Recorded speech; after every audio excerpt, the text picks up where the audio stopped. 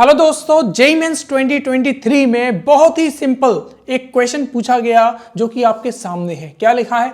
N object moves with speed v1, v2 and v3 along a line segment A B B C and C D respectively as shown in figure. इस फिगर में आपको दिखाया गया एक particle ने move किया ए टू डी, ठीक है, इन सेगमेंट्स में ए बी फिर बी सी और फिर सी डी, और इसमें आपको दिया गया है कि जो ए बी है वो बी सी के इक्वल है। Means A B and B C की लेंथ तो चलो बराबर है, और ये और कहा दिया गया है कि AD is equals to 3AB। इसका मतलब क्या हुआ कि सर जो पूरी लेंथ है ना वो क्या है सर 3 टाइम्स है किसकी? AB की। अच्छा, AB BC के बराबर है तो BC के भी 3 टाइम्स हो जाएगी।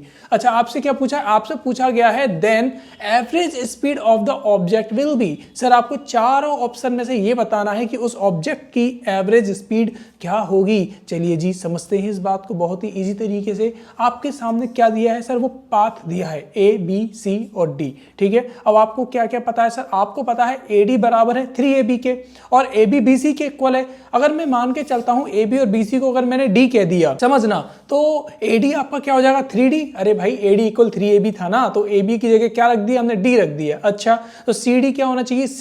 CD आपने कहा sir AD minus AB plus BC। Sir CD को फाइंड आउट करने के लिए आप एक काम करो, पूरे में से इस AC वाले जो सेगमेंट है इसको माइनस कर दो, मींस AB प्लस BC को माइनस कर दो। तो हमने वही किया, तो आपने क्या लिखा? CD equal 3D minus D plus D। इसका मतलब CD कितना आ गया? D आ गया। वैसे भी हमें पहले ये देख के पता चल गया था कि तीनों की तीनों इक्वल पोर्शन ही है, लेकिन फिर भी आपकी जानकारी के लिए मैंने करके दिखा दिया जिससे कि आपके मन में किसी भी तरह का कोई डाउट ना रहे। बिल्कुल बात समझ में आई? तो इससे ये तो पता चल गया कि तीनों डिस्टेंस जो सेगमेंट्स है ना, इन तीनों की डिस्टेंस कितनी है? D D D है ना। इतनी बात हमें पता चल गई, मतलब टोटल A से लेके D कितना है आपका? 3D है। अच्छा, ये तो पता चल गया। हमें क्या करना है सर? हमें ये निकालना है इसकी एवरेज स्पीड क्या होगी A से लेके D तक में। सही बात है ना। तो पहले एक काम करो, पहले एवरेज स्पीड का फॉर्मूला क्या होता है? एवरेज स्पीड का फॉर्मूला होता है total distance over total time, है ना। तो हमने क्या किया सर? पहले तो टोटल टाइम निकाल लेते हैं कि सर उसे टोटल टाइम कितना लगने वाला है। तो मैंने टाइम को ना 3 हिस्सों में बांट दिया, T equal T1 plus T2 plus T3।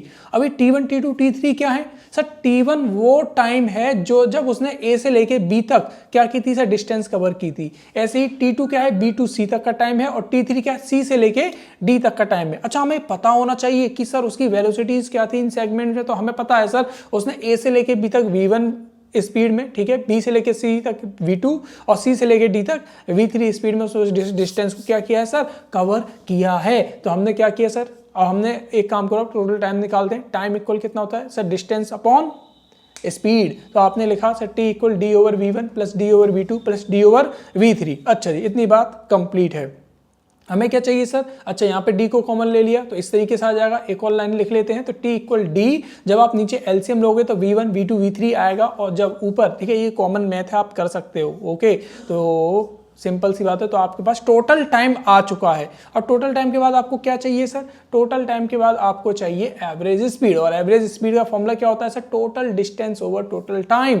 Total distance कितनी थी सर टोटल डिस्टेंस कितनी थी? 3D। तो आपने लिखा sir average speed equal 3D upon D, और जो भी आपको पूरा टाइम था ना, टाइम लिख दिया 3D over D V1 V2 plus V2 V3 plus V1 V3 over V1 V2 V3। देखो D से D गया, है ना, D से D कट गया, और नीचे जो V1 V2 V3 था वो ऊपर पहुंच गया। तो एवरेज स्पीड कितनी निकल कर आई? 3V1 V2 V3 over V1 V2 plus V2 V3 plus V1 V3 या V3 V1, कुछ भी कर लो, कोई दिक्कत वाली बात नहीं है। तो इस तरीके से आपने क्या जाना कि इन चारों में से आपको ऑप्शन नंबर 3 बिल्कुल सही जवाब था। कितनी बात क्लियर है? सही है? समझ में आया? देखा, ऐसे सिंपल से क्वेश्चन भी आपसे पूछ ले जाते हैं। चलिए जी, ऐसे ही बेहतरीन क्वेश्चंस के साथ मिलते हैं आपसे नेक्स्ट वीडियो में।